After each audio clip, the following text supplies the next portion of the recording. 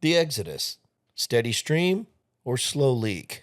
I can literally sit here and point out about 30 families that I personally know that have left this state in the last 4 years, especially since COVID. So why is that? I mean, come on. This state is so beautiful. There's nothing like it, especially in the summer. It's gorgeous. Absolutely stunning, which is why it's so popular for snowbirds, because our winters are not so stunning.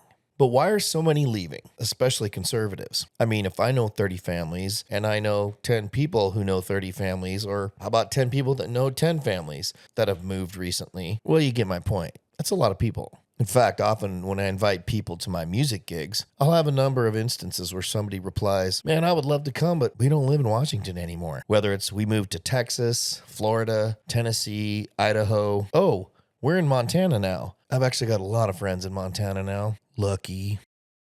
So why? Well, because they're paying attention. They, like most of us with half a brain cell, see the signs of what is and has been going on in this state for over 3 decades now.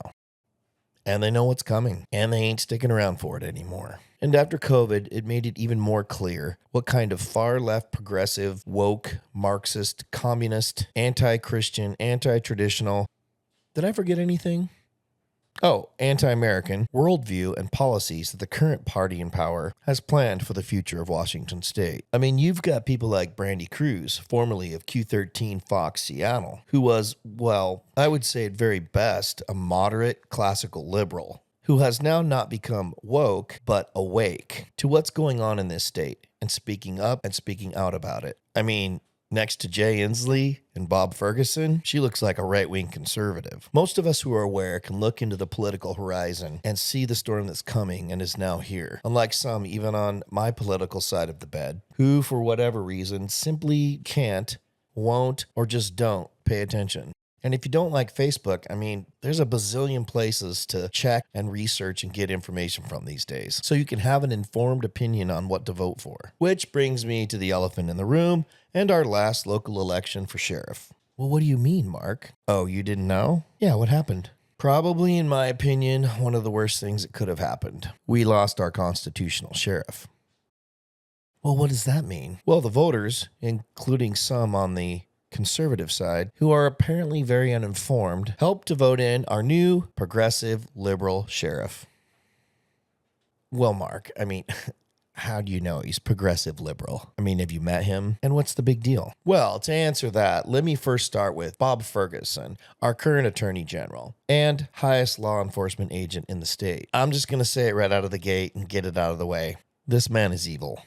But Mark, what do you mean he's evil? I mean, look at him. He's just a little nerdy guy. I mean, well, the devil doesn't always use big, mean, daunting people to do his bidding. He often uses the lowly and unassuming in nature, small in stature, nerdy ones, because they're less noticeable, subtle, but often much more clever and maniacal. He's not a moderate, blue dog, or classical liberal. He's a full-blown, far left-wing Marxist progressive, who I can unequivocally guarantee you has had or will have any problem trampling on your constitutional rights. COVID being Exhibit A. This man is behind everything Jay Inslee is and does. He pulls the strings, sets the tones and the policy, mostly because Jay Inslee's a moron and is incapable of running anything on his own. I mean, at least he's slightly above Joe Biden, but that's not saying much.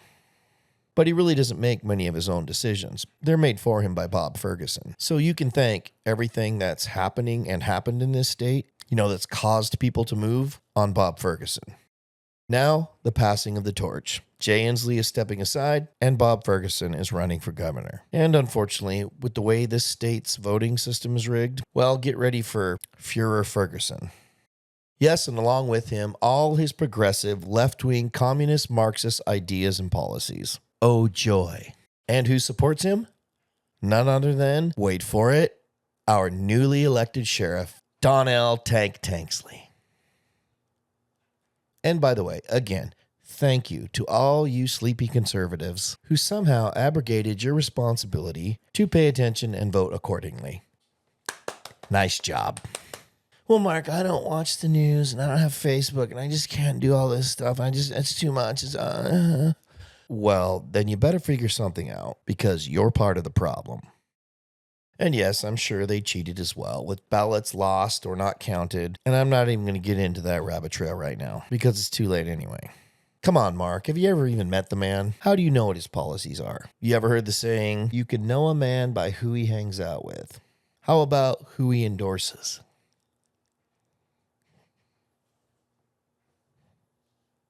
Public safety. Huh.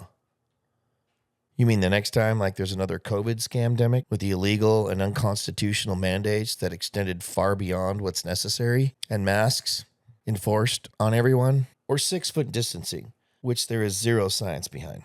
What side of the constitutional fence do you think our newly elected sheriff will be on? What about all these largely symbolic yet subtle gun laws that have been passed in the last few years, like I-1639, where you have to keep your gun locked up at all times unless it's on you, even in your own home? And no buying, trading, or selling like we've always done unless you go through an FFL. And now before you purchase a firearm, you have to take a special training course to show that you properly know how to do all the rules in I-1639. Oh, well, that should be helpful to get all the people up to snuff and well-trained to purchase and handle their new firearm. You just pay $25 for a 5-minute online questionnaire, and then you get your certificate, if you have a printer. And if not, the gun store probably does. That's government for you. I mean, because in theory, according to the letter of the law, if you don't do this stuff, you could get fined or arrested. Except up until now, most law enforcement who tend to uphold the Constitution because it's first and foremost part of their oath aren't really interested in enforcing it. Or what about when they enact new laws, such as you can only have so much ammo, and you have to pay a fee and get a special license to even purchase ammo like they do in Canada? Sounds great. No, not really. I mean, it helped reduce the gun violence in Canada, right? No, not really. And all those AR-15, including their parts and accessories, that are now illegal to purchase, but were grandfathered in. Well, we'll be having a voluntary, mandatory gun buyback, and you'll need to turn those in. For a gift card, of course, to Starbucks. And what side is he going to be on when that happens? Crazy question. Or how about mis and disinformation? Yeah. I mean, that's a public safety hazard, right? I mean, we can't have people putting out mis and disinformation, especially those crazy conservative election and vaccine deniers. Sheriff's Department. Folks, our sheriff is the last line of defense constitutionally against pretty much everything, even the federal government, and we just lost that. Imagine a Kamala Harris regime on the national and federal level, and a Bob Ferguson regime on the state level, and a Donnell Tanksley sheriff on the county level as our buffer against the previous two, all at the same time. Sounds absolutely wonderful to me. Well, either you start praying on bended knee that doesn't happen, or start packing. Or you can continue to live in the soon-to-be communist state of Washingtonia. Best of luck, comrade. I can guarantee you this whole left coast is in a mad dash to see who can become more progressive, which really just means Marxist communist.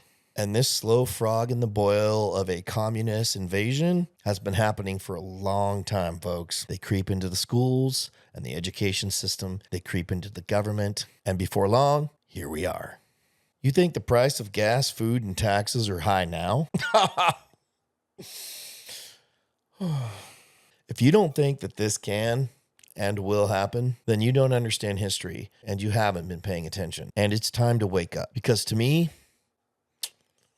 it looks like it may already be too late. My mistake is I didn't start doing this like I intended a little earlier, like before the election last year. And that's on me. But I mean, got lots going on, life, right? But I can't use that excuse anymore. I don't have that luxury, and neither do you. Better late than never. I'm only one man. And yes, I fully identify as a man because I am a man. Psst. I have a penis, and I plan on keeping it. But I digress. My part in this fight is to be a mouthpiece for bringing back truth, reason, critical thinking, and good old-fashioned common sense before they change the meaning of all those words in the dictionary as well. So lastly, I'm not actually here to create enemies or dividing lines. That's for you to decide. I'm simply sounding the bell and presenting the information and talking about the elephant in the room.